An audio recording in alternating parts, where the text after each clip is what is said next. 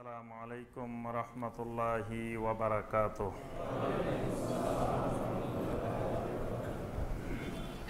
ইন্নাল হামদালিল্লাহ নাহমাদুহু ওয়া নাস্তাঈনুহু ওয়া নাস্তাগফিরুহু ওয়া নাউযু বিল্লাহি মিন শুরুরি আনফুসিনা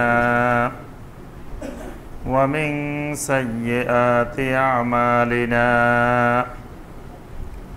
من يهده الله فلا مضل له ومن يضلل فلا هادي له وأشهد أن لا إله إلا الله وحده لا شريك له وأشهد أن محمدًا عبده ورسوله يا أيها الذين آمنوا اتقوا الله حق تقاته ولا تموتن إلا وأنتم مسلمون يا أيها الناس اتقوا ربكم الذي خلقكم من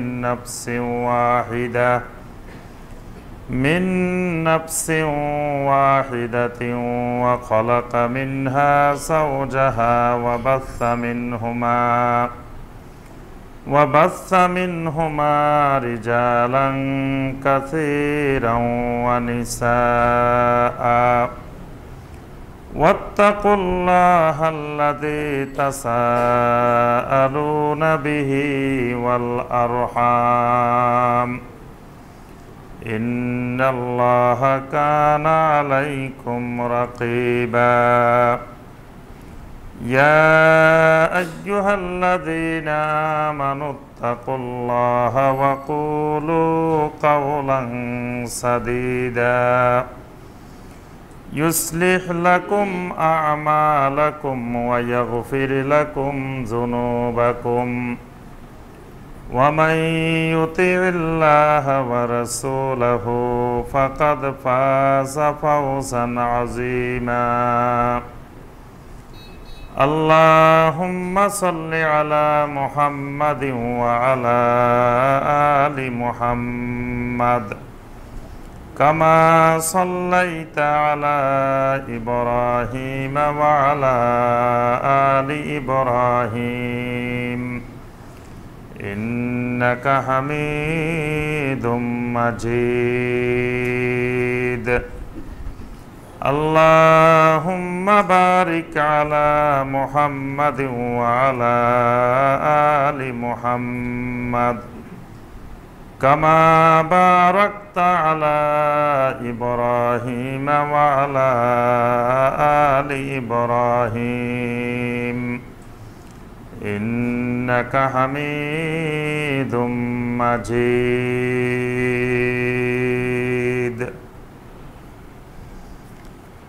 মুআজ্জাজ মুকাররম উলামায়ে কেরাম,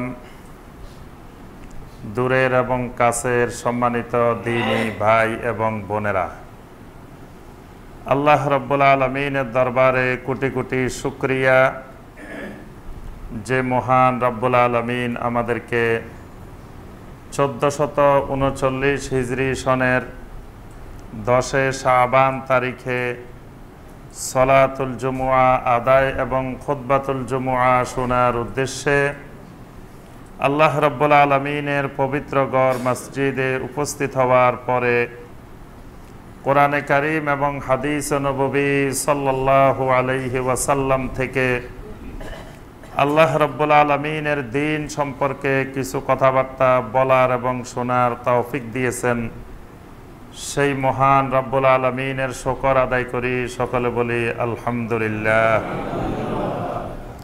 সম্মানিত মুসল্লিয়ানে কেরাম, আজকের খুতবায় আমরা যে বিষয়টি আলোচনা করব ইনশাআল্লাহ, বিষয়টি হলো আল মাওদুআত আল মুরাওয়াজাত ফি বাংলাদেশ, অর্থাৎ আমাদের প্রিয় জন্মভূমি, প্রিয় মাতৃভূমি বাংলাদেশে বহুল প্রচলিত মিথ্যা বা জাল হাদিস সমূহ। আমরা ইতিপূর্বে বলেছিলাম যে আমরা বাংলাদেশের একেবারে টপ লেভেলের সবচেয়ে জালিয়াতি মিথ্যা যেগুলো, মানে যার থেকে বড় মিথ্যা আর হইতে পারে না, অথচ নবী সাল্লাল্লাহু আলাইহি সাল্লামের নামে আমাদের সমাজে প্রচলিত, হাদিসের নামে প্রচলিত, এবং প্রত্যেক মুসলমান আর কিছু জানুক আর না জানুক এই জাল হাদিসগুলো জানে। এইরকম বাছাই করা 100টি জাল হাদিস আমরা আলোচনা করব ইনশাআল্লাহ। ইতিপূর্বে আমরা 2টি খুতবায় 20টি জাল হাদিস আলোচনা করেছি। আজকের খুতবায় ইনশাআল্লাহ 21 নম্বর থেকে 30 নম্বর পর্যন্ত 10টি জাল হাদিস আমরা আলোচনা করব ইনশাআল্লাহ। আলহামদুলিল্লাহ, আমরা গত সপ্তাহে এবং তার আগের সপ্তাহে আমাদের তাওহীদের রাজধানী কোথায় বলেন তো দেখি? মক্কা মুকাররমা। মক্কা মুকাররমা হলো তাওহীদের রাজধানী। কারণ ইমামুত তাওহীদ কে বলেন তো দেখি? জি, ইব্রাহিম আলাইহিস সালাম। ইব্রাহিম আলাইহিস সালাম হলেন ইমামুত তাওহীদ, তাওহীদের ইমাম। তো তাওহীদের ইমাম যিনি, তিনি তাওহীদ কায়েম করছেন কোথায়? মক্কা মুকাররমায়। এবং ইব্রাহিম আলাইহিস সালামের কবরও মক্কা মুকাররমায়। ইব্রাহিম আলাইহিস সালাম পৃথিবীতে সর্বপ্রথম, এর আগেও নবীরা তাওহীদের দাওয়াত দিয়েছেন, তাওহীদের ব্যাপারে আন্দোলন করেছেন, কিন্তু ইব্রাহিম আলাইহিস সালামের মতো তাওহীদি আন্দোলন পৃথিবীতে আর কোন নবীর জীবনে এরকম তাওহীদি আন্দোলন ঘটে নাই। বরং তাওহীদের আন্দোলন করতে গিয়ে ইব্রাহিম আলাইহিস সালামকে আগুনে পর্যন্ত নিক্ষিপ্ত করা হয়েছে, বাবার বিরুদ্ধে দাঁড়াতে হয়েছে, তৎকালীন নমরুদের মতো বিশাল ক্ষমতাধর শাসকের বিরুদ্ধে দাঁড়াতে হয়েছে। তাহলে আপনার বোঝা যায় যে তাওহীদের ব্যাপারে সবচেয়ে বেশি সংগ্রাম করেছেন জমিনে তিনি হলেন ইব্রাহিম আলাইহিস সালাম। এই জন্য ইব্রাহিম আলাইহিস সালামকে বলা হয় ইমামুত তাওহীদ, তিনি তাওহীদের ইমাম। আর সুন্নাহর ইমামকে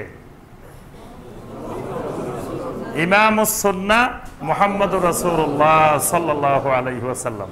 তাহলে সুন্নতের রাজধানী কোথায়? মদিনা মুনাওয়ারা। মাশাআল্লাহ। তাহলে একটা হলো তাওহীদের রাজধানী, আরেকটা হলো সুন্নতের রাজধানী। আমরা যে বিষয়ে এই বাংলাদেশের ভাই বোনদেরকে, বাংলাভাষী ভাই বোনদেরকে দাওয়াত দিই, সেটা হলো তাওহীদ এবং সুন্নাহ। তাহলে আমাদের এই তাওহীদের রাজধানী, সুন্নতের রাজধানী যদি না চিনি, তাহলে তো দাওয়াত কিভাবে হবে? রাজধানী আগে চিনতে হবে। আমি যে দেশে বসবাস করি ওই দেশের রাজধানী জানতে হবে। বাংলাদেশের রাজধানী কোথায়? আমরা কোথায় আছি? মাশাআল্লাহ, রাজধানীতেই আছি।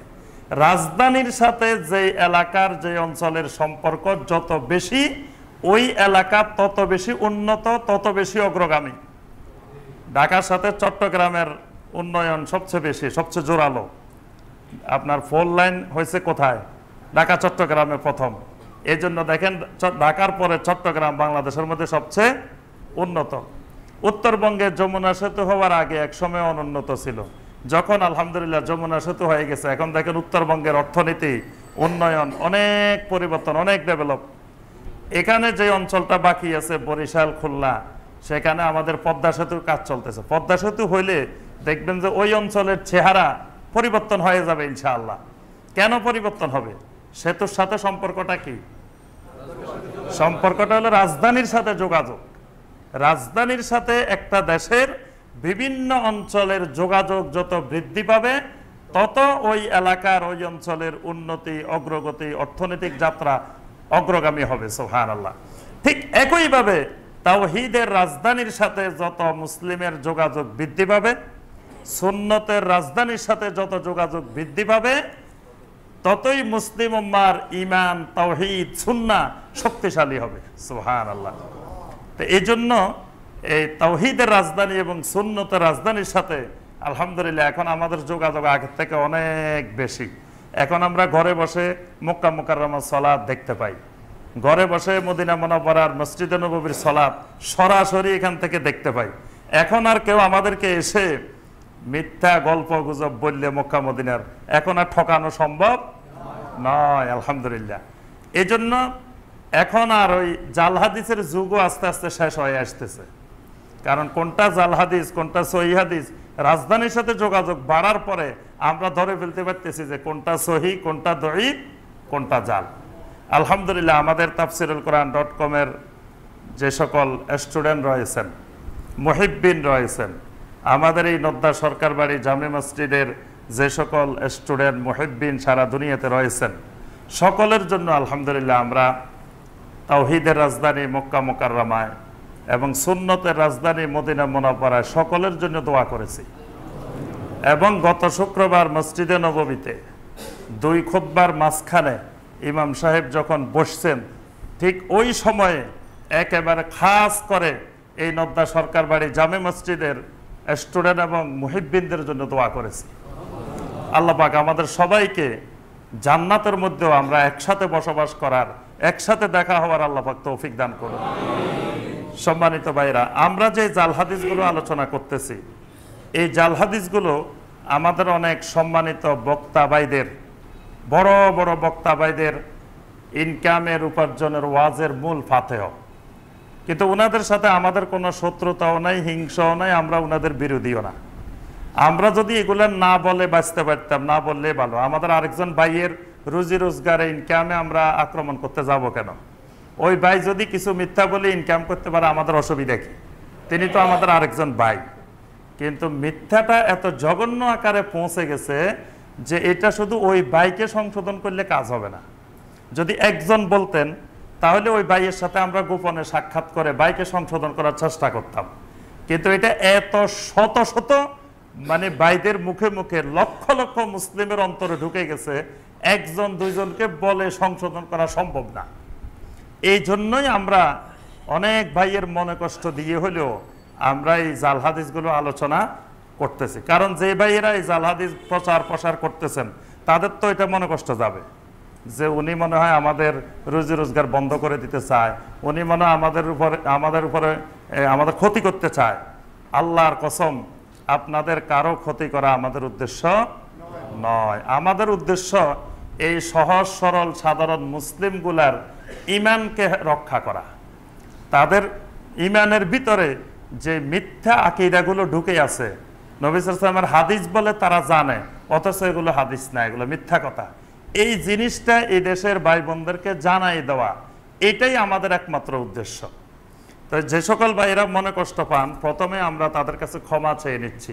আসলে আপনাদের মনে কষ্ট দেওয়া বা অন্য কোনো উদ্দেশ্য আমাদের নেই। কারণ কিয়ামতের ময়দানে আল্লাহ সুবহানাহু ওয়া তাআলা যদি আমাদেরকে ধরেন যে তোমাদের সামনে এই বাংলা ভাষাভাষী মানুষগুলো নবী সাল্লাল্লাহু আলাইহি ওয়াসাল্লামের নামে মিথ্যা কথা জাল হাদিসগুলো তারা বিশ্বাস করছে, তারা আমল করছে, তোমরা কিছু বলো নাই কেন? তো তখন তো জবাব দিতে হবে। তখন তো যদি আমরা না বলি তাহলে আল্লাহ সুবহানাহু ওয়া তাআলার কাছে জবাব দেওয়ার কোনো রাস্তা নাই। এই জন্যই বাধ্য হয়ে আমরা এই জাল হাদিসগুলোর আলোচনা করা। 21 নম্বর জাল হাদিস, যেটি এই নাম্বারটা আমার ব্যক্তিগত নাম্বার, এটা কোনো কিতাবের নাম্বারও না, কোনো জায়গার নাম্বারও না, মানে আমি নিজে বাছাই করছি 100টা। তো এখানে আমার সিরিয়ালে 21 নম্বরে যেটা পড়ছে সেটা হলো যে নবী সাল্লাল্লাহু আলাইহি সাল্লামের জন্ম এবং হিজরত, এই দুইটা কেন্দ্রিক কতগুলো মিথ্যা জাল হাদিস আমাদের সমাজে বহুল প্রচলিত। যেমন নবী সাল্লাল্লাহু আলাইহি সাল্লামের মায়ের নাকি প্রসব বেদনা হয় নাই।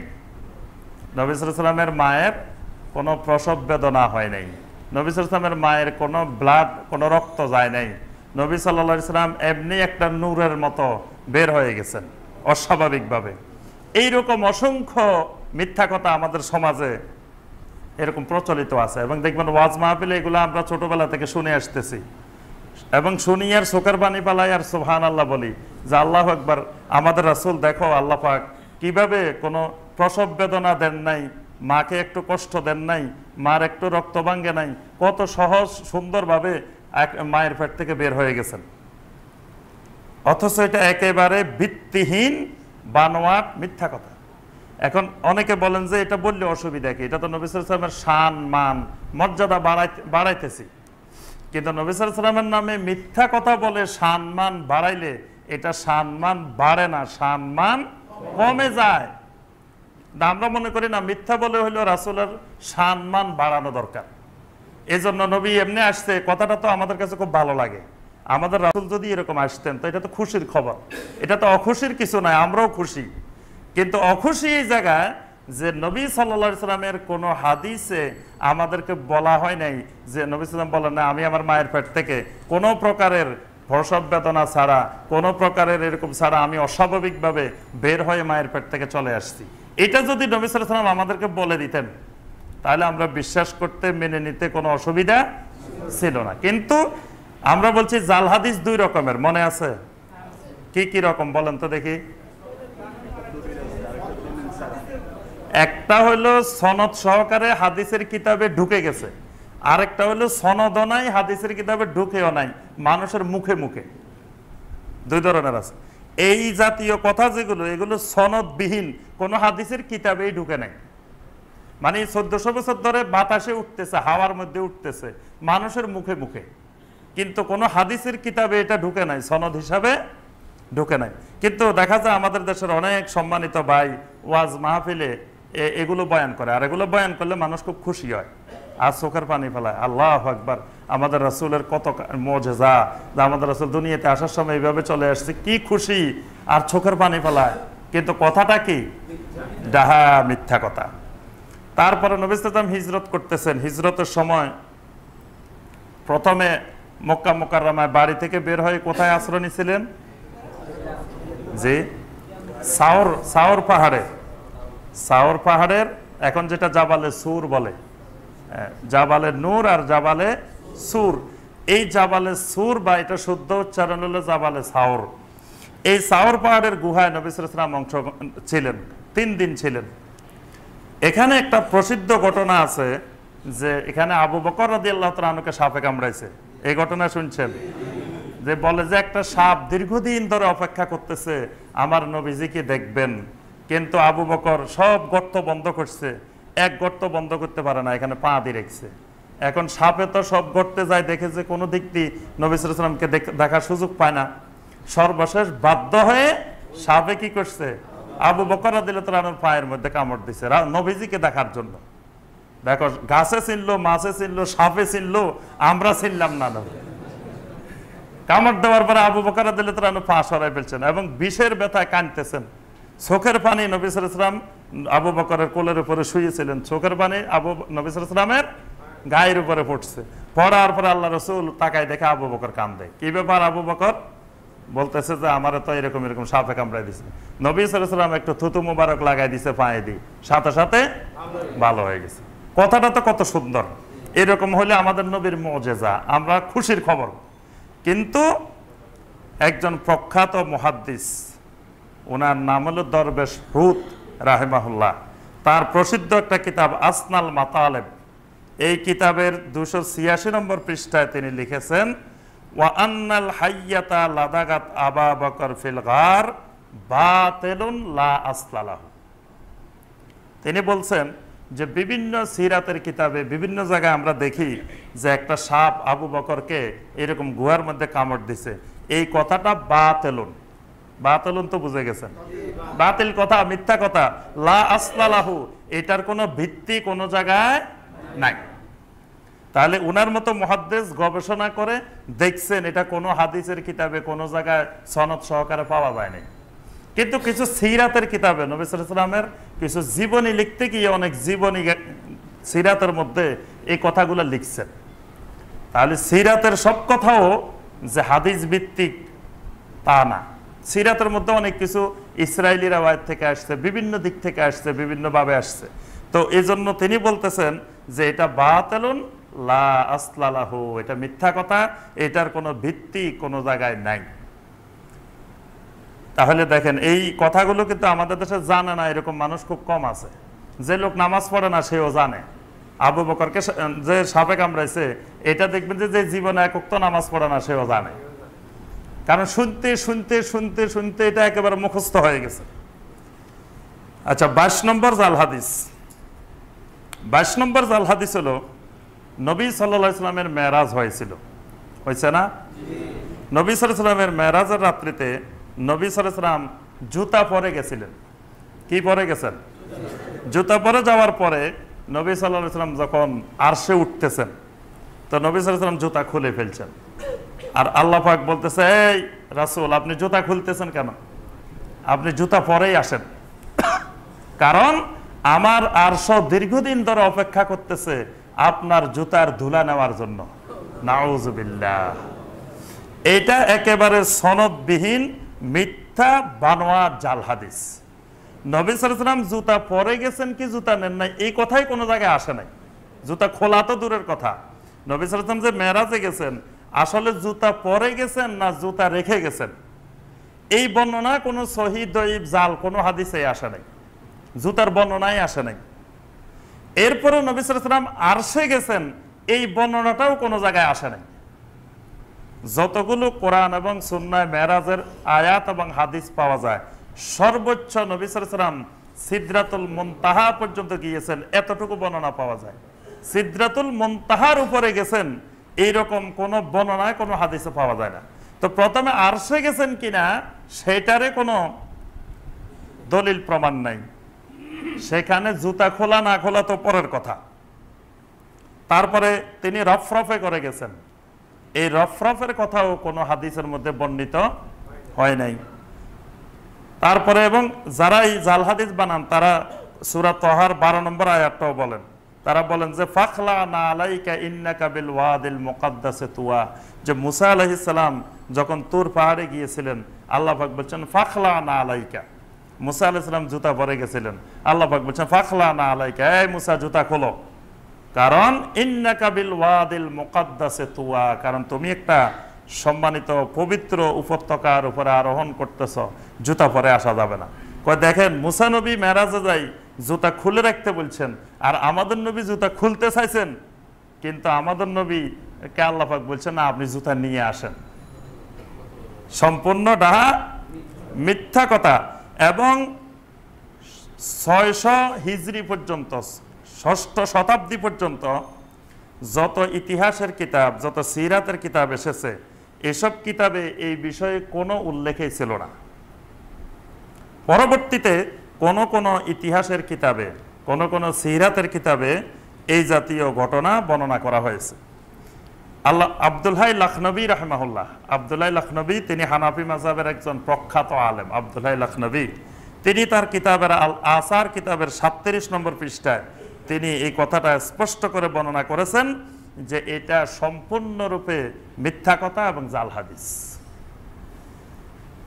আরেকজন প্রখ্যাত ইমাম, তার নাম হলো আল্লামা কাজবিনী রহমতুল্লাহ আলাইহ। কাজবিনী রহমতুল্লাহ আলাইহির একটা কিতাব হলো শারহুল মাওয়াহিব। এই কিতাবটার আবার ব্যাখ্যা লিখেছেন আল্লামা জুরকানি, সেটার নাম দিয়েছেন শারহুল মাওয়াহিবুল লাদুনিয়া।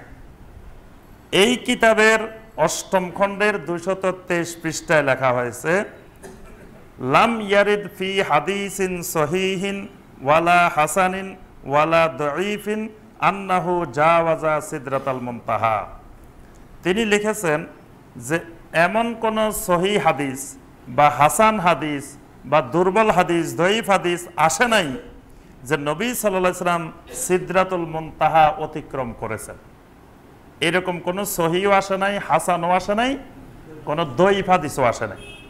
বাল যাকারা ফিহা আন্নাহু ইনতাহা ইলা মুস্তাওয়া সামিআ ফিহি শরীফাল আকলাম, বরং যতগুলো হাদিস এসেছে সেখানে নবী সাল্লাল্লাহু আলাইহি ওয়াসাল্লাম বলছেন আমি এমন এক জায়গা পর্যন্ত পৌঁছেছি যেখান থেকে কলমের খসখস আওয়াজ, শব্দ শুনতে পেয়েছি। এই পর্যন্ত পৌঁছার কথা হাদিসে পাওয়া যায়। এর উপরে আরশের মধ্যে বা অন্য কোথাও নবী সাল্লাল্লাহু আলাইহি ওয়াসাল্লাম গিয়েছেন এরকম কোন বর্ণনা কোথাও পাওয়া যায় না।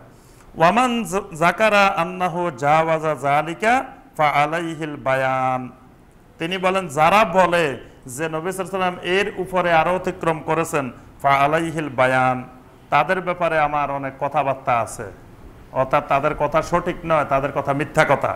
ওয়া আন্না লাহু বিহি ওয়া লাম ইয়ারিদ ফি খাবরিন সাহাবাতিন ওয়ালা দাঈফিন আন্নাহু রাকাল আরশ।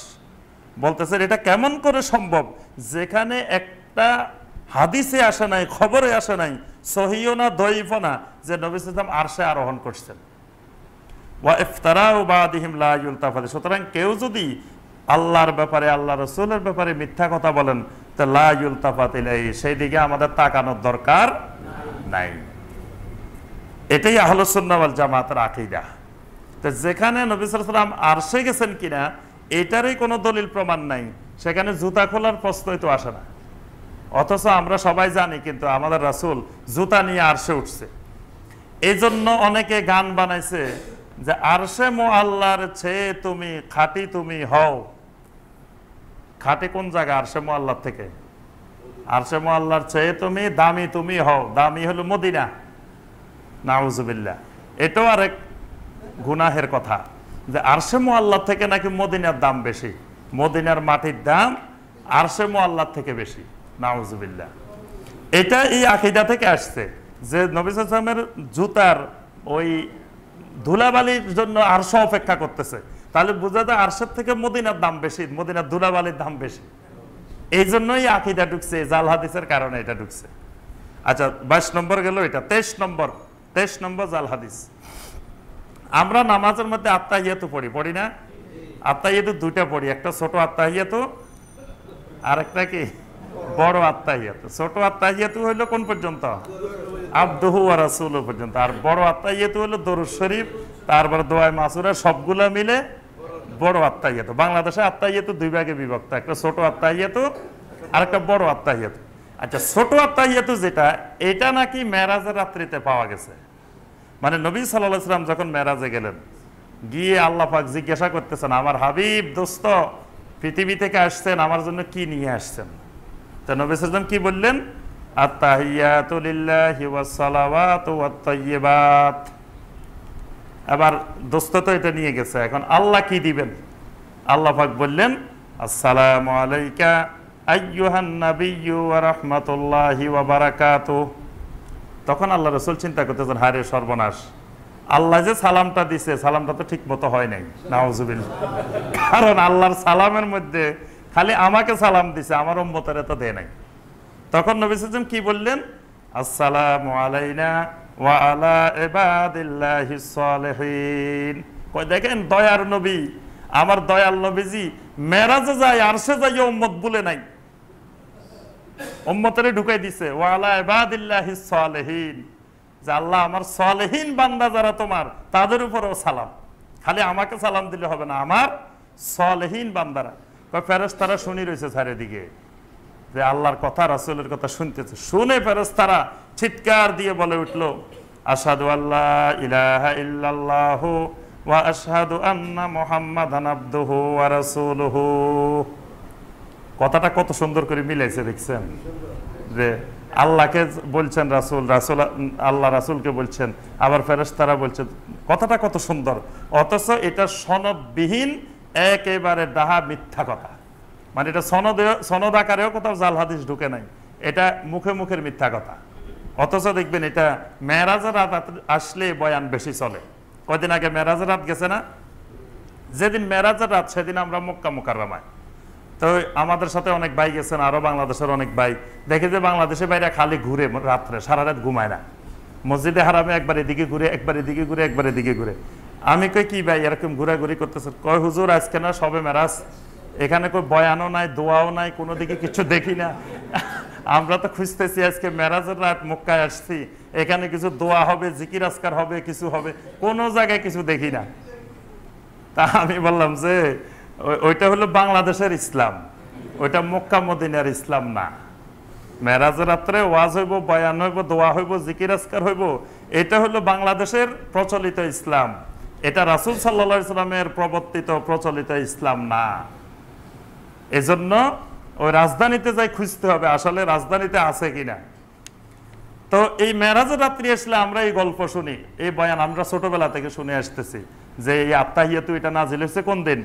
মেরাজের রাত্রিতে। অথচ এটা একেবারে ডাহা শতভাগ মিথ্যা কথা। 24 নম্বর জাল হাদিস। নবী সাল্লাল্লাহু আলাইহি ওয়াসাল্লাম মেরাজে গেছেন, দেখেন এক মুহূর্তের মধ্যে সবকিছু ঘটে গেছে, এক মুহূর্তের মধ্যে। এবং নবী সাল্লাল্লাহু আলাইহি ওয়াসাল্লাম যে ওযু করে গেছেন পানি, আসি দেখতেছেন পানি গড়াইতেছে, তারপরে শিকল নড়তেছে, বিছানা যেমনি গরম, নবী সাল্লাল্লাহু আলাইহি ওয়াসাল্লাম উঠছেন বিছানা, বিছানা তখনও গরম। এই জাতীয় যত কথা আছে এই সবগুলা সম্পূর্ণ বানোয়াট মিথ্যা কথা, জাল হাদিস। বরং মেরাজ সংগঠিত হওয়ার ব্যাপারে কতক্ষণ সময় লাগছে এই ব্যাপারে স্পষ্ট একটা হাদিস আছে।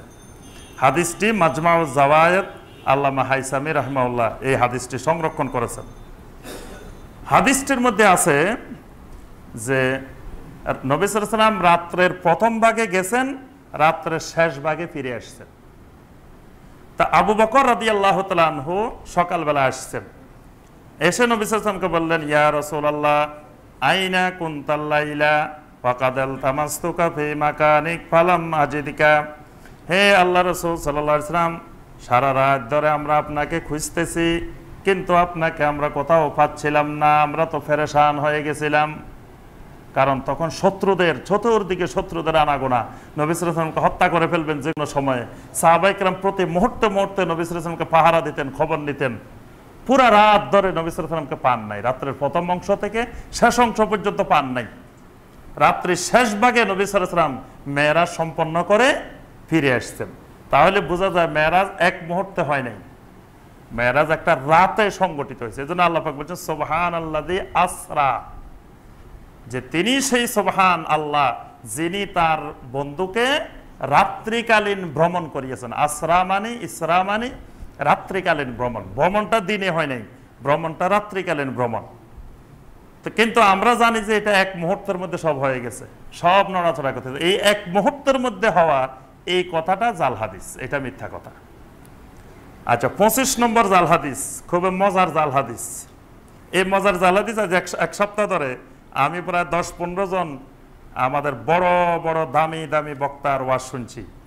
সেটা হলো আল্লাহ রসুলের সাথে হরিণীর ঘটনা। এইটা জানে না আমাদের দেশের কোনো শিশুও নাই, যুবকও নাই, বৃদ্ধও নাই, শিক্ষিতও নাই, অশিক্ষিতও নাই। যে আল্লাহ রসুল সাল্লাল্লাহু আলাইহি ওয়াসাল্লাম এক জায়গায় কোথাও যাচ্ছিলেন, তখন শিকারী জাল পাচ্ছে মদিনাতে। সেই জালের মধ্যে হরিণী ঢুকে গেছে, হরিণীরে বেঁধে ফেলছে। হরিণী কান্দে, আল্লাহ রসুল আমার একটু জামিন হন, আমার 2টা দুধের বাচ্চা দুধ খাইতে পারতেছে না, এই মাত্র কদিন আগে হয়েছে, আমি একটু দুধ খাওয়াই আবার চলে আসবো। আহারে সবাইকে সুবহানাল্লাহ, কি কান্দা! আমি একটা মাহফিলে দেখছি হাজার হাজার মানুষ কাঁদতেছে, এটা শুনতেছে আর কাঁদতেছে। আর বক্তাও এত সুদ দিয়ে সুন্দর করে বলতেছে, মানুষ না কান্দি যাবে কই? মানে শুনলে কান্না আসে যে হারে হরিণে গাছে চিনলো, মাছে চিনলো, চিনলো বনের হরিণে, আমরা নবীর উম্মত হয়ে নবীরে চিনলাম না। হারে দেখেন, হরিণে বলতেছে রাসূল আপনি যদি অল্প কতক্ষণের জন্য একটু জামিন হইতেন তাহলে আমি দুধ পান করে চলে আসতাম। এখন আল্লাহ রসুল চিন্তা করে, হারে আমি ইহুদির কাছে যাবো কেমনে? আল্লাহ পাক বলে দিছে আপনি ইহুদির কাছে যান, নাউজুবিল্লাহ। আবার আল্লাহর সাথেও লাগাই ফেলছে, দেখছেন কত বড় ডাহা মিথ্যা কথা। আল্লাহ নাকি বলে দিছে আপনি ইহুদির বাড়িতে যান, কোনো অসুবিধা নাই, ইহুদি আপনার দ্বারা হেদায়েত পাই যাবে। আচ্ছা, এরপরে নবী সাল্লাল্লাহু আলাইহি ওয়াসাল্লাম ইহুদির বাড়িতে গেছে, যাই বলছে যে হরিণটা বাচ্চা রাখি এসছে, হরিণটারে একটু ছেড়ে দেন। তো বলছে যে হরিণী আর আসবে না। বলছে আমি জামিন হইলাম, না আসলে আমারে বেঁধে রাখো। আল্লাহ রাসূলকে বেঁধে রাখছে, বেঁধে রেখে হরিণীকে ছেড়ে দিছে। হরিণী গেছে দৌড়ায় বাচ্চার কাছে, বাচ্চা বলতেছে আমার দয়াল নবীর হাতে কড়া লাগাইছো, আমরা দুধ খামো না আল্লাহর কসম। দেখেন কয় মায় তো চিনে, বাচ্চা মাত্র দুনিয়াতে এসছে, বাচ্চাও চিনে আমার রাসূলের। বাচ্চা বলতেছে তুমি এত বড় বেয়াদবি করছো, আমার রাসূলের হাতে কড়া লাগাই এসছো, দুধ খামো না। তারপরে বাচ্চা সহ কিছুক্ষণের মধ্যে আবার চলে আসছে। আসার পরে সবাই অবাক হয়ে গেছে, হায়রে দেখো যে হরিণীয় নবীকে চিনে। তারপরে এখানে আসছে, এসে বাচ্চা 2টা রাসূলকে সালাম দিছে। এক বক্তা বলতেছে বাচ্চা 2টা রাসূলকে সালামও দিছে, সালাম দিয়ে কথা জবান খুলে দিছে। আল্লাহ জবান খুলে দিছে এই জন্য, আরে রাসূলের না বানাইলে হরিণেরও তো বানাইতো না আল্লাহ, যার উসিলে বানাইছে তার সাথে কথা বলার জন্য আল্লাহ জবান খুলে দিছে। মায়ও কথা বলতেছে, বাচ্চা 2টাও কথা বলতেছে নবী সাল্লাল্লাহু আলাইহি ওয়াসাল্লামের সাথে। বলতেছে আমরা অনেক বেয়াদবি করে ফেলছি হুজুর, অনেক বেয়াদবি করে ফেলছি, যে আমরা আপনার হাতে হাত কড়া লাগাইছি, যে মায়ও বেয়াদবি করে ফেলছে, বাচ্চারাও বেয়াদবি করে, সবাই মাপ চাইতেছে। এইরকম এই হরিণী কেন্দ্রিক 1 ঘন্টার বয়ান করছে এক বক্তায়। তার 1 ঘন্টা 1 লাখ টাকা দিতে হয়। এই 1 লাখ টাকার বয়ান শুধু হরিণীর বয়ান, আমি পুরাটা শুনছি প্রথম থেকে শেষ পর্যন্ত। কই যে 1 লাখ টাকার ওয়াজ শুনি, একটু দামি ওয়াজ, 1 ঘন্টা শুনলাম। 1 ঘন্টা শুধু এই হরিণীর ঘটনা। মদিনাতে আল্লাহ রাসূল সাল্লাল্লাহু আলাইহি ওয়াসাল্লাম হরিণী শুরু হয়েছে শেষ পর্যন্ত 1 ঘন্টা সময় লাগছে টোটাল। 1 ঘন্টা 1 লাখ টাকা দাম, দেখেন। অথচ একেবারে ডাহা মিথ্যা কথা। এবং এই হরিণীর কথা বলতে কি একটা হাদিস বলতে পারে নাই যে অমুক হাদিসে আসছে, অমুক কিতাবে আসছে, কিছু বলে নাই। এক জায়গায় এক বক্তার শুনছি, আমি 10-15 জনের শুনছি, এক দামি বক্তা বলছেন যে আল্লামা রুমি তার মসনবির মধ্যে লিখছেন। এটার একটা রেফারেন্স দেখছি যে ওনার বক্তব্য বলতেছেন যে আল্লামা রুমি মসনবি শরীফের মধ্যে ফরমাইছেন। তো মসনবি শরীফ তো হাদিস না, মসনবি শরীফ তো হাদিসের রেফারেন্স না। আপনি রেফারেন্স দিবেন তিরমিজি শরীফে আছে, বুখারীর রেফারেন্স তো দেওয়া যাবে না, কারণ বুখারী এখন সমস্যা আছে।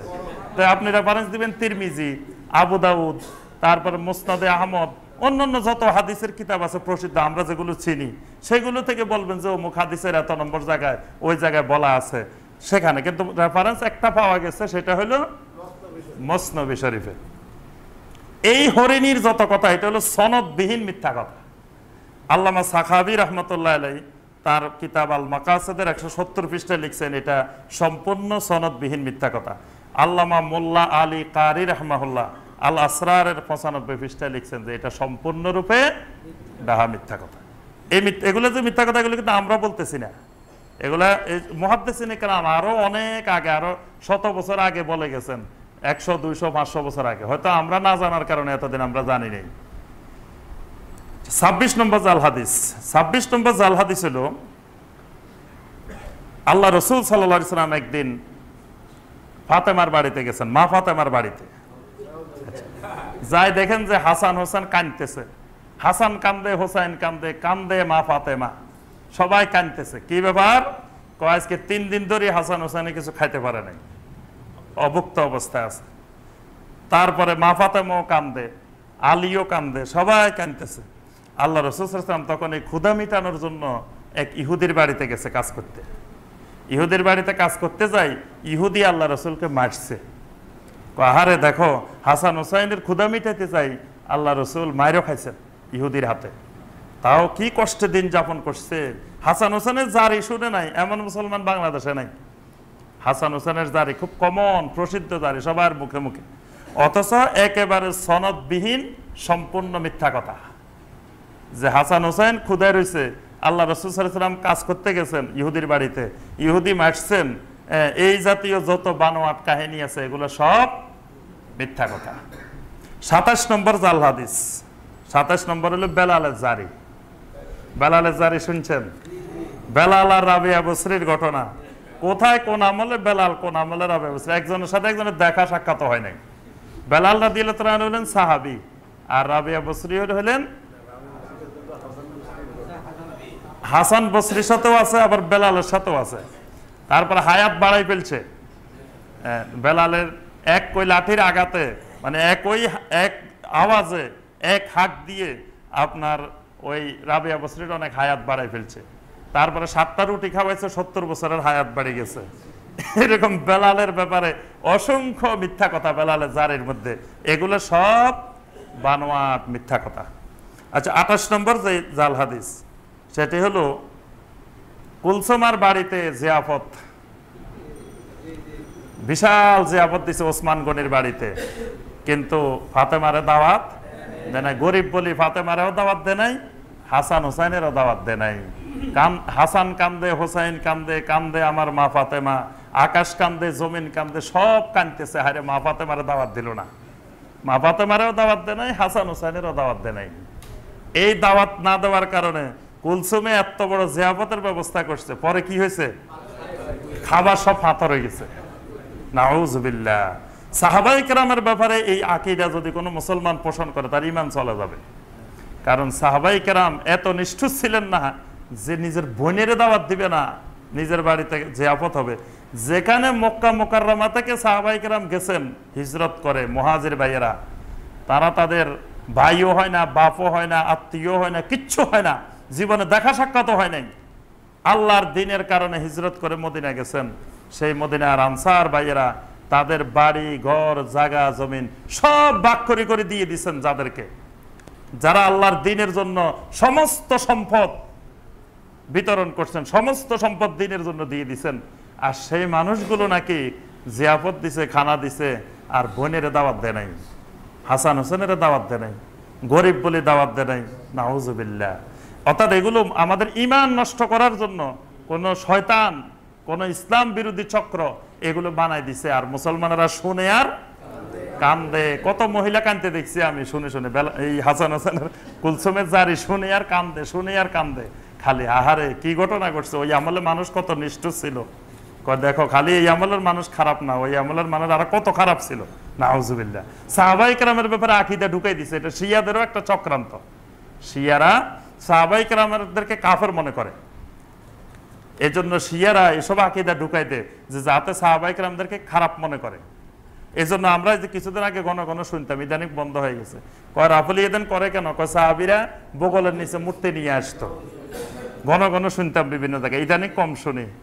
সাহাবায়ে কেরামের ব্যাপারে যদি একজন মুসলমানের এই আকীদা হয় যে ঈমান আনার পরেও নাকি মসজিদে আসার সময় রাসূলের পিছনে সালাত আদায় করার সময় মূর্তি নিয়ে আসতো, নাউজুবিল্লাহ, তাহলে বোঝা যায় এটা শিয়ারা ঢুকাইছে যে সাহাবীদের ঈমান পাকাপোক্ত হয় নাই। শিয়াদের আকীদা হলো নবী সাল্লাল্লাহু আলাইহি ওয়াসাল্লামের ইন্তেকালের পরে সাহাবীরা সব মুরতাদ হয়ে গেছে, অল্প কয়েকজন ছাড়া। তো সেই আকীদা আমাদের মধ্যে ঢুকাই দেওয়া হয়েছে যে দেখো এদের ঈমান কত হালকা দুর্বল ছিল, মূর্তির মহব্বত ছাড়তে পারে নাই। এরা রাসূলের পিছনে নামাজ পড়লেও মূর্তি নিয়ে আসতো, নাউজুবিল্লাহ। 29 নম্বর জাল হাদিস। আল্লাহ রাসূল সাল্লাল্লাহু আলাইহি ওয়াসাল্লাম ইন্তেকালের সময় মালাকুল মাউত আসছে, আসি আল্লাহ রাসূল সাল্লাল্লাহু আলাইহি ওয়াসাল্লামকে সালাম দিছে। সালাম দিয়ে অনেক কথাবার্তা বলছে। কথাবার্তা বলে আল্লাহ রাসূলকে জিজ্ঞাসা করছে, রাসূল আপনার কি আর হায়াত বাড়াই দিব নাকি? আল্লাহ রাসূল বলছে, না, হায়াত বাড়াই দিয়ে লাভ নাই, এমনিও আমার মৃত্যুবরণ করতে হবে, কয়দিন পরেও মৃত্যুবরণ করতে হবে, আবার বাড়াই কি লাভ? সুতরাং বাড়ানোর দরকার নাই, আমার হায়াত যদি শেষ হয় আমাকে নিয়ে যাও। আচ্ছা, তারপরে মালাকুল মাউত আসি বলছে যে আমি তো আপনার রূহ কবজ করতে আমার সাহসে দেয় না, আপনি রহমতুল্লিল আলামিন, আপনারা না বানালে আমি আজরাইলেরও বানানো হতো না, সেখানে আমি আপনার রূহ কবজ করবো, এত বড় দুঃসাহস আমার নাই। এইভাবে অনেক গড়িমসি করছে, অনেক কিছু করছে, তারপরে যায় নবী সাল্লাল্লাহু আলাইহি ওয়াসাল্লামের রূহ কবজ। তাহলে বোঝা গেল নবী সাল্লাল্লাহু আলাইহি ওয়াসাল্লামের রূহ কবজ হতে অনেক দেরি হয়েছে। অটোমেটিক নবী সাল্লাল্লাহু আলাইহি ওয়াসাল্লামের হায়াত 1 ঘন্টা 2 ঘন্টা বেড়ে গেছে। অথচ আল্লাহ পাক কোরআনে কারিমে বলছেন, ফাইদা জা আজালুহুম লা ইস্তাখিরুনা সাআতান ওয়া লা ইস্তাকদিমুন। যখন কারো মৃত্যু নির্ধারিত সময় এসে যায়, 1 সেকেন্ড 1 মুহূর্ত দেরি হয় না, সাথে সাথে কায়েম হয়। আর মালাকুল মাউত রূহ কবজ করতে আসলে কারোকে জিজ্ঞাসা করে না আপনার রূহ নিব কি নিব না, বা কেমনে নিব, কি করব, এগুলো মালাকুল মাউতের জিজ্ঞাসা করার কাজ না। আর যদি এরকম কোনো হাদিসে আসতো, নবী সাল্লাল্লাহু আলাইহি ওয়াসাল্লাম সাহাবীরা বলতেন বা আয়েশা রাদিয়াল্লাহু তাআলা বলতেন, আমার ঘরে ছিল, আমি দেখছি মালাকুল মাউত আর রাসূলের কথাবার্তা চলতেছে। তা আয়েশা দেখলো না, যেই ঘরে ছিলেন, আয়েশা রাদিয়াল্লাহু তাআলার সামনে নবী সাল্লাল্লাহু আলাইহি ওয়াসাল্লাম ইন্তেকাল করছেন, যেই সাহাবীদের সামনে ইন্তেকাল করছেন তারাই জানলো না, আর আমরা এখন 1400 বছর পরে সেটা জেনে গেছি। 30 নম্বর জাল হাদিস, আজকের আলোচনার শেষ জাল হাদিস যেটা, সেটি হলো যে নবী সাল্লাল্লাহু আলাইহি ওয়াসাল্লামের ইন্তেকালের পরে যে বারজাখী জীবনের হায়াত, এটাও দুনিয়ার মতোই হায়াত। এরকম কিছু আকীদা আমাদের দেশের কোনো ভাই বোন পোষণ করে থাকেন। এই আকীদার ব্যাপারে কোনো ধরনের কোরআন সুন্নাহ সাহাবীদের কোনো আমাল, কোনো কাউলের মাধ্যমে এই কথা প্রমাণিত হয় নাই। এটাও একটা জাল হাদিস, এটাও একটা মিথ্যা কথা। তো নবী সাল্লাল্লাহু আলাইহি ওয়াসাল্লামের ইন্তেকাল, নবী সাল্লাল্লাহু আলাইহি ওয়াসাল্লামের মৃত্যু হয়েছে, নবী সাল্লাল্লাহু আলাইহি ওয়াসাল্লামের মৃত্যুর পরে যে হায়াতটা, এই হায়াতটার নাম কি? বারজাখী জীবনের হায়াত। বারজাখী জীবনের হায়াত সবার আছে, নবী রাসূলদেরও আছে, শহীদদেরও আছে, সিদ্দিকীনদেরও আছে, সালেহিনদেরও আছে, সবারই আছে। কিন্তু সবার বারজাখী জীবনের হায়াতটা একরকম না। নবী রাসূলদের বিশেষ হায়াত আছে বারজাখী জীবনে, নবী রাসূলদের বিশেষ হায়াত, শহীদদের বিশেষ হায়াত আছে। আল্লাহ পাক শহীদদের ব্যাপারে বলছেন, ওয়ালা তাকুলু লিমান ইউকতালু ফি সাবিলিল্লাহি আমওয়াত বাল আহইয়া, যে তোমরা শহীদদেরকে মারা গেছে বলিও না, তারা জীবিত। তার অর্থ হলো বারজাখী জীবনে তাদের একটা বিশেষ হায়াত আছে। ঠিক আম্বিয়া আলাইহিমুস সালামের সকল নবী রাসূলদেরও বারজাখে জীবনে একটা বিশেষ হায়াত আছে। এই বারজাখে জীবনের হায়াতে নবী রাসূলেরা অনেকগুলো এখানে হাদিস আছে, আমরা দেখব যে বারজাখে জীবনের যে হায়াত নবী রাসূলেরা বিভিন্ন জায়গায় যেতে পারেন। যেমন মেরাজের রাত্রে সব নবীদেরকে আল্লাহ পাক কোথায় নিয়ে আসছেন? মসজিদে আকসায়। তো নবী রাসূলেরা তো অনেক আগে ইন্তেকাল করছেন, অথচ আল্লাহ পাক তাদেরকে সেখানে আসছেন এবং নামাজও পড়ছেন। নবী রাসূলেরা হজ করেন, উমরা করেন, তাওয়াফ করেন ইন্তেকালের পরে বারজাখে জীবনের হায়াতে। তারপরে আপনার নবী রাসূলেরা এই যে আসমানের বিভিন্ন জায়গায় নবী সাল্লাল্লাহু আলাইহি ওয়াসাল্লামের সাথে নবী রাসূলদের সাথে দেখা হয়েছে, প্রথম আসমানে, দ্বিতীয় আসমানে, তৃতীয় আসমানে, চতুর্থ আসমানে। তাহলে বোঝা যায় ইন্তেকালের পরেও নবী রাসূলেরা বিভিন্ন জায়গায় আল্লাহ পাক তাদেরকে যেখানে নিয়ে যান সেখানে যান। তাহলে নবী রাসূলদের একটা বিশেষ হায়াত আছে, তবে সেই হায়াতটা দুনিয়ার হায়াতের মতো না, সেটা বারজাখে জীবনের বিশেষ হায়াত। যদি দুনিয়ার মতোই হতো, নবী সাল্লাল্লাহু আলাইহি ওয়াসাল্লামের ইন্তেকাল হয়েছে, খলিফা নির্বাচন করবে, খলিফা তো রাসূলুল্লাহ কে হবে, রাসূল ইসলামের খলিফা কে হবে, এটা নিয়ে দীর্ঘ সময় গেছে। এই ফয়সালা করতে নবী সাল্লাল্লাহু আলাইহি ওয়াসাল্লামের কিন্তু আমরা দাফন করতে দেরি হয়েছে, খলিফা কে হবে, খলিফা নিয়ে।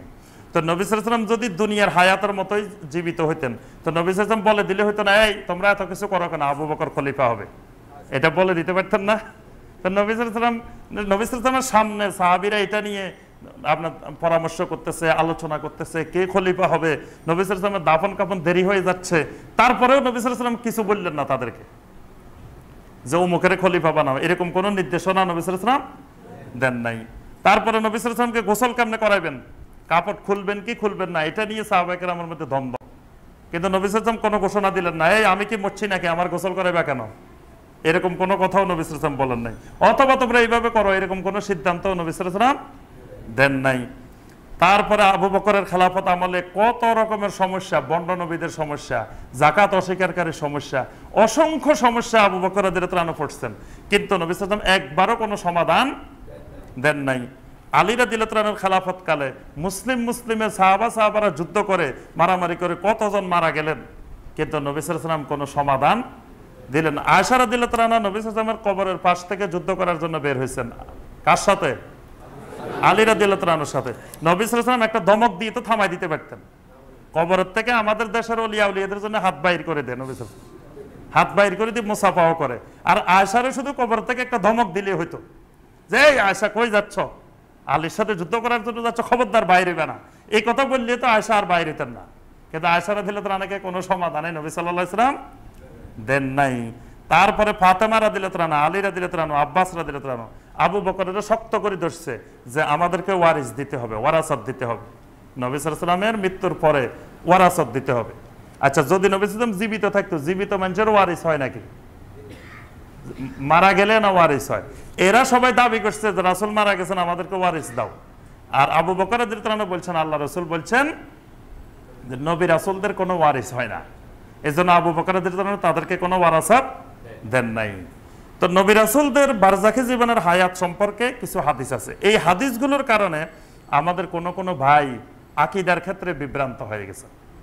কিন্তু আকীদার ক্ষেত্রে খেয়াল রাখতে হবে যে যেগুলো আকীদা সেগুলো সরাসরি কোরআনে কারিমের আয়াত অথবা স্পষ্ট নবী সাল্লাল্লাহু আলাইহি ওয়াসাল্লামের সহিহ হাদিস, মানে কোনো ব্যাখ্যা বিশ্লেষণ ও স্পষ্টতা এগুলোর মাধ্যমে কোনোদিন আকীদা সাব্যস্ত হয় না। মুসনাদে আবি আলা এখানে একটা সহিহ হাদিস আসছে, নবী সাল্লাল্লাহু আলাইহি ওয়াসাল্লাম বলছেন আল আম্বিয়া ওয়া আহইয়াউন ফি কুবুরিহিম ইউসাল্লুন, যে নবীরা কবরে জীবিত এবং নবীরা সালাত আদায় করেন। সুবহানাল্লাহ। তাহলে নবীরা যে সালাতটা আদায় করেন এটা কোন ধরনের সালাত? বারজাখী জীবনের সালাত, এবং এই জীবিতটা বারজাখী জীবনের জীবিত।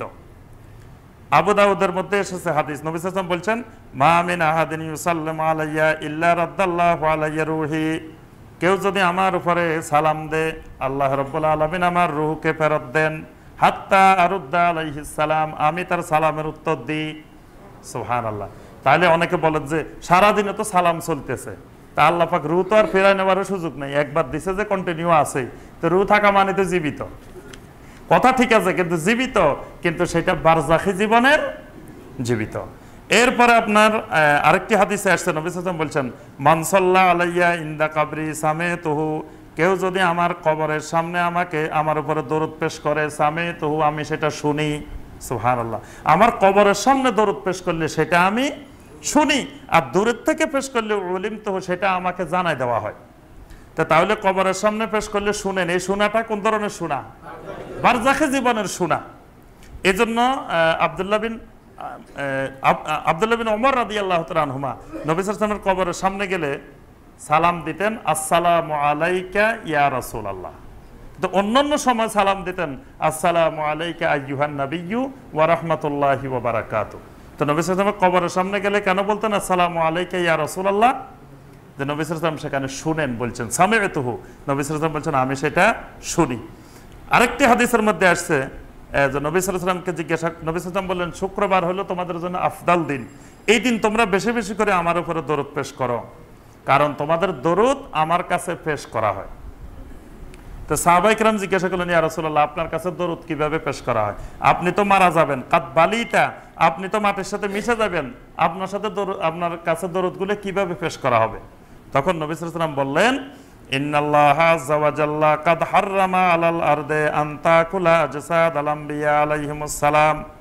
আল্লাহ রাব্বুল আলামিন জমিনের উপরে হারাম করে দিয়েছেন, জমিন কখনো নবী রাসূলদের শরীর ভক্ষণ করতে পারবে না।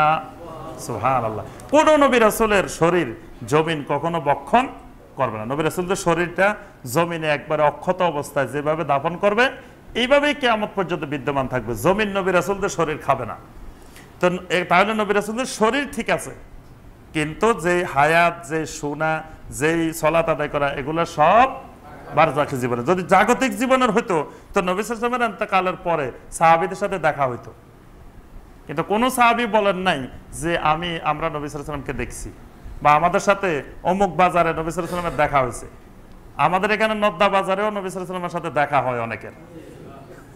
একদিন একজন আসি বলছে যে নদ্দা বাজারে, আমার কাছে বলছে যে নদ্দা বাজারে নবী সাল্লাল্লাহু আলাইহি ওয়াসাল্লামকেও দেখছে, আবু বকরকেও দেখছে। দৌড়াই গেছে নবী সাল্লাল্লাহু আলাইহি ওয়াসাল্লামকে এক কাপ চা খাওয়াইবো, কিন্তু ধরতে পারে নাই। যাওয়ার আগে কোন দিকে চলে গেছে আর ধরতে পারে না, কিন্তু সে দূরের থেকে দেখছে। তাহলে এখানে নদ্দা বাজারেও আসে, দেখেও। অথচ মদিনাতে এত সাহাবী ছিলেন যাদেরকে নবী সাল্লাল্লাহু আলাইহি ওয়াসাল্লাম সবচেয়ে বেশি মহব্বত করতেন, এবং যারা নবী সাল্লাল্লাহু আলাইহি ওয়াসাল্লামকে সবচেয়ে বেশি মহব্বত করতেন তারা নবী সাল্লাল্লাহু আলাইহি ওয়াসাল্লামের ইন্তেকালের পরে একবারও এরকম কোনো বাজারে, কোনো রাস্তায়, কোনো জায়গায় দেখা সাক্ষাৎ হয় নাই। তারপরে আমাদের দেশের এক হুজুরের জানাজায়ও নবী সাল্লাল্লাহু আলাইহি ওয়াসাল্লাম অংশগ্রহণ করছে। একজন হুজুর বয়ান দিছে যে আমাদের হুজুরে কেবলার জানাজায় নবী সাল্লাল্লাহু আলাইহি ওয়াসাল্লাম স্বয়ং অংশগ্রহণ করছে। তাহলে বাংলাদেশের হুজুর মারা গেলে নবী সাল্লাল্লাহু আলাইহি ওয়াসাল্লাম জানাজায়ও আসে। অথচ সাহাবায়ে কেরাম মারা গেছেন, আবু বকর, ওমর, ওসমান, আলীর মতো জান্নাতি সাহাবীরা মারা গেছেন, নবী সাল্লাল্লাহু আলাইহি ওয়াসাল্লাম অংশগ্রহণ করছেন, এরকম কোনো বর্ণনা কোনো সাহাবী দেন নাই। কিন্তু বাংলাদেশে মারা গেলে নবী সাল্লাল্লাহু আলাইহি ওয়াসাল্লাম আসেন, অর্থাৎ বাংলাদেশকে নবী সাল্লাল্লাহু আলাইহি ওয়াসাল্লাম সবচেয়ে বেশি মহব্বত করে, বাংলাদেশের মানুষদেরকে খুব ভালোবাসে। কিন্তু এত ভালোবাসা নবী সাল্লাল্লাহু আলাইহি ওয়াসাল্লাম সাহাবায়ে কেরামকেও ভালোবাসতেন না যা নবী সাল্লাল্লাহু আলাইহি ওয়াসাল্লাম আমাদেরকে ভালোবাসে। অর্থাৎ এইগুলো আমরা এতক্ষণ পর্যন্ত যে এই কথাগুলো শুনলাম, যে এর মাধ্যমে বোঝা যায় যে নবী সাল্লাল্লাহু আলাইহি ওয়াসাল্লামের ইন্তেকাল পরবর্তী হায়াতটা বারজাখী হায়াত, এটা জাগতিক জীবনের হায়াত নয়। আল্লাহ সুবহানাহু ওয়া তাআলা আমাদের সবাইকে যাবতীয় মিথ্যা জাল হাদিস থেকে আল্লাহ পাক আমাদেরকে হেফাজত করুন। আল্লাহ পাক আমাদেরকে কোরআন এবং সুন্নাহর উপরে চলার তৌফিক দান করুন। সমস্ত প্রকার শিরক থেকে আল্লাহ পাক আমাদের ঈমানকে মুক্ত করুন। সমস্ত প্রকার বেদাত থেকে আল্লাহ পাক আমাদের আমলকে মুক্ত করুন। তাওহীদের উপরে, সুন্নতের উপরে দায়েম ও কায়েম থাকার তৌফিক দান করুন। আমিন ইয়া রাব্বাল আলামিন। সুবহানাকা আল্লাহুম্মা বিহামদিকা আশহাদু আল্লা ইলাহা ইল্লা আনতা আস্তাগফিরুকা ওয়া আতুবু ইলাইক।